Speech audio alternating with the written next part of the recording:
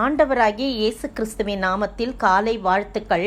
இன்றைய மன்னா, இப்படி இருக்க நீங்கள் அதிக ஜாக்கிரதையுள்ளவர்களாய் உங்கள் விசுவாசத்தோடே தைரியத்தையும் தைரியத்தோடே ஞானத்தையும் கூட்டி வழங்குங்கள்.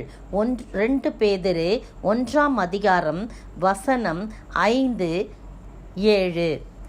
பாருங்க, இந்த இடத்துல விசுவாசத்தோட தைரியத்தையும் தைரியத்தோட ஞானத்தையும் ஒரு லிஸ்ட் கொடுத்துருக்கு. ஞானத்தோட இச்சை அடக்கத்தையும் இச்சை அடக்கத்தோட பொறுமையையும் பொறுமையோட தேவ பக்தியும் தேவ பக்தியோட சகோதர ஸ்நேகத்தையும் சகோதர ஸ்நேகத்தோட அன்பையும் கூட்டி வழங்குங்கள். விசுவாசத்தில் தொடங்கி கடைசியில் தைரியத்தை சொல்லி கடைசியில் அன்பிலே முடிகிறதை நம்ம பார்க்குறோம். அதுக்கு முந்தின வசனம், இச்சையினாலே உலகத்தில் உண்டான கேட்டுக்கு தப்பி திவ்ய சுவாபத்துக்கு பங்குள்ளவர்களாகும் பொருட்டு மகா மேன்மையும் அருமையுமான வாக்கு தத்தங்களும் அவைகள்னாலே நமக்கு அளிக்கப்பட்டிருக்கிறது. இந்த மாதிரி பலவிதமான உலக பிரகாரமான இச்சைகள்னு நம்ம இழுப்புண்டு போய்விடாதபடி அதற்கு தப்பி நம்ம இருக்கும்படியாக அருமையான மேன்மையும் அருமையுமான வாக்கு தத்தங்கள் நமக்கு அளிக்கப்பட்டிருக்குது. இப்படி இருக்க நம்ம எப்படி இருக்கணுமா?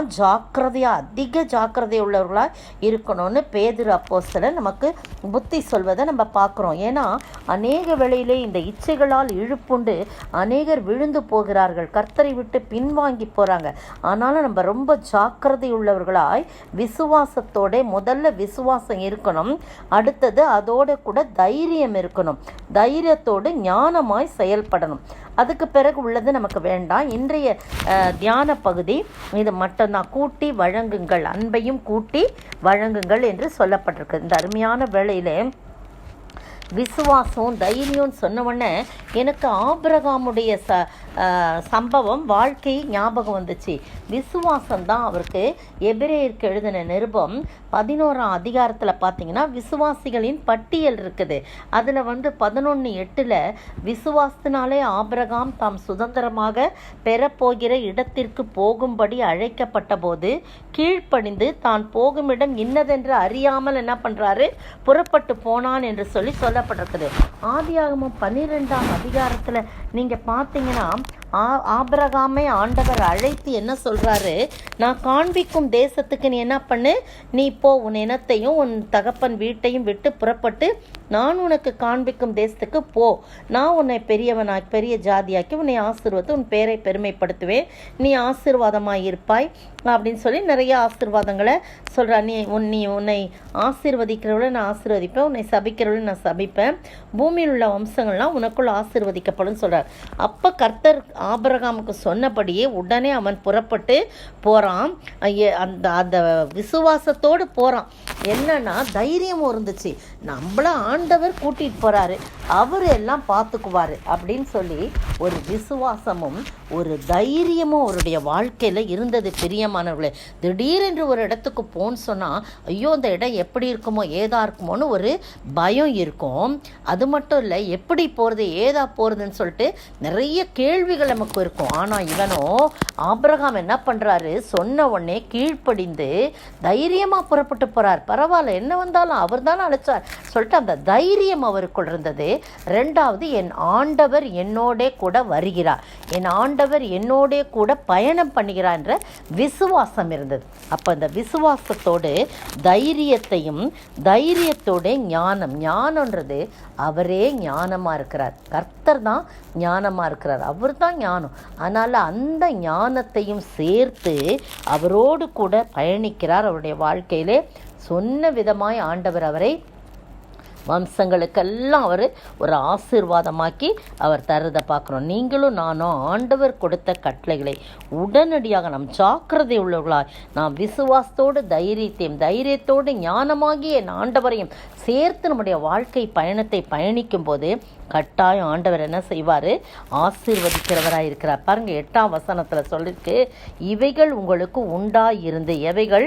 இந்த காரியம், விசுவாசத்தோடு தைரியத்தோடு ஞானத்தோடு இச்சருக்கு அதெல்லாம் இருக்கு இல்லையா, அதெல்லாம் அன்பையும் சேர்த்து வழங்கும் போது இவைகள்லாம் உங்களுக்கு உண்டாயிருந்து பெருகினால் உங்களை தம்முடைய கர்த்தராகி இயேசு கிறிஸ்துவை அறிகிற அறிவிலே வீணரும் கனியற்றவர்களுமாய் இருக்க ஒட்டாது.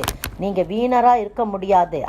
கர்த்தரை அறிகிற அறிவிலே வீணராக இருக்க முடியாது. கனியற்றவர்களாயும் நீங்கள் இருக்க மாட்டீங்க. நீங்கள் நல்ல வீணராக இருக்க மாட்டீங்க. கனியுள்ள வாழ்க்கை நீங்கள் வாழ்வீங்க. கனியற்றவர்களாய் நீங்கள் இருக்க ஒட்டாது. ஏன்னா நீங்கள் இதெல்லாம் நீங்கள் ஆண்டோடைய வார்த்தையில் நீங்கள் கீழ்ப்பிடிஞ்சு விசுவாசம், தைரியத்தோட ஞானம், இச்சை அடக்கம், பொறுமை, தேவ பக்தி, சகோதர ஸ்நேகம், அன்பு எல்லாத்தையும் நீங்கள் கூட்டி வழங்குற காரியங்களில் நீங்கள் கரெக்டாக இருந்தீங்கன்னா நீங்கள் வீணராக இருக்க மாட்டீங்க.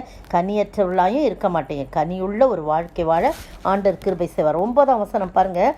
இவைகள் இல்லாதவன் எவனோ அவன் முன் செய்த பாவங்களை தான் சுத்திகரிக்கப்பட்டதை மறந்து கண் சொருகி போன குருடனாய் இருக்கிறான். நீங்களும் நானும் கண் சொருகி போன குருடர்களாய் அல்ல, இந்த வசனங்களை கேட்டு இதன்படி நடந்து தைரியமாய் விசுவாசத்தோடு நம்முடைய வாழ்க்கை பயணத்தை ஆண்டவரோடு இணைந்து நடப்போம் என்றால் கனியுள்ள ஒரு வாழ்க்கை வாழ ஆண்டவர் தாமே கிருபை செய்வாராக. ஆமென்.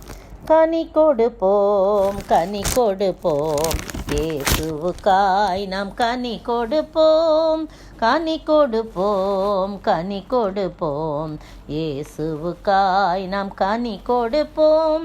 அன்பு, சந்தோஷம், சமாதானம், நீடிய பொறுமை, நற்குணம், தயவு, விசுவாசம், சாந்தம், இச்சையடக்கமுமாம் ஆவியின் நிறைவின் அடையாளமாம்.